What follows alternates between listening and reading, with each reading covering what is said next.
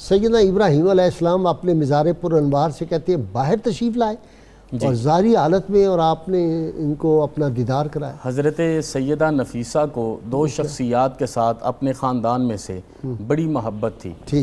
جیسے آپ نے شروع میں ارشاد فرمایا نا کہ آپ پیادہ پا حج کو ترجیح دیتی تھی اور پسند کرتی تھیں، اس میں روایت یہ ہے کہ آپ فرماتی تھی کہ میرے جد امجد حضرت امام حسین، آپ یہ فرماتے تھے کہ میں یہ پسند نہیں کرتا کہ اپنے مالک کے حضور حاضر ہوں اور اپنے قدموں سے چل کے نہ جاؤں۔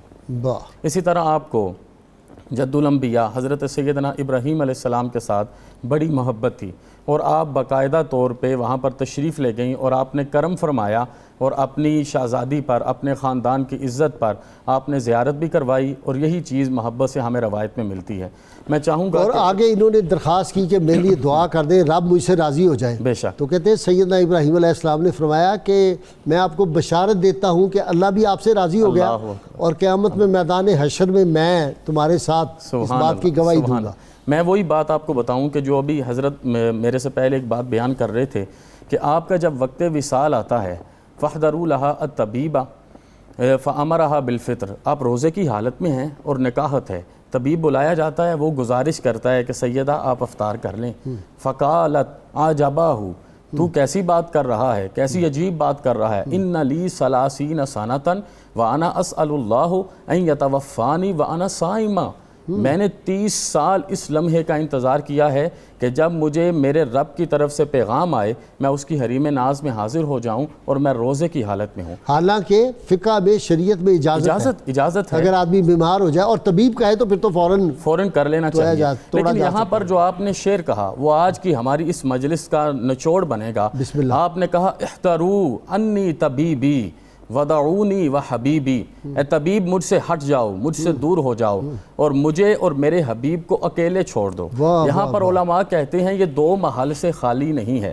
یہاں پر جو آپ نے حبیبی کہا یہ دو محل سے خالی نہیں ہے، یہاں پر حبیبی سے مراد میرے اور آپ کے کریم آقا نبی اکرم صلی اللہ علیہ وسلم، حبیب اکرم صلی اللہ علیہ وسلم کی ذات والا اعتبار ہے کہ جس طرح آپ نے زندگی میں 3 دفعے اپنی صاحبزادی پہ کرم فرمایا، اور جس صاحبزادی نے آپ کی شریعت کے لیے اتنی خدمات سر انجام دی، یقیناً نزا کی حالت میں حبیب کرم فرما رہے ہوں گے۔ لیکن اگر فارسی کا شعر ہے بڑا مشہور اس پہ، اثر بالین من برخیز اے ناداں طبیب، درد مند عشق را دارو بجز دیدار نیست۔ سبحان اللہ، بے شک بے شک۔ اور یہاں پر حبیب سے مراد مرض موت ہے۔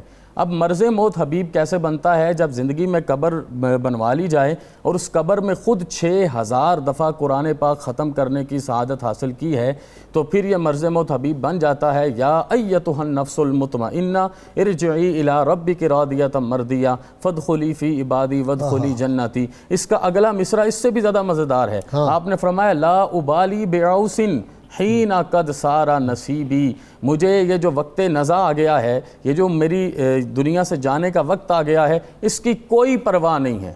اب آپ بتائیے کون کہہ سکتا ہے کہ مجھے اس کی پرواہ نہیں ہے؟ جب قبر میں جانا ہے، اللہ اور اس کے رسول کے حضور حاضر ہونا ہے، یہ وہی کہہ سکتا ہے جس کی رگوں میں خون ناب مصطفیٰ ہو، جس کا عمل سیدنا مرتضیٰ کے نقش قدم پر ہو، اور جو پوری زندگی حضرت سیدہ فاطمہ کی شبیہ ہو۔ اس سے آگے آپ نے جو ارشاد فرمایا یہ تو سنہری حروف سے لکھنے کے قابل ہے۔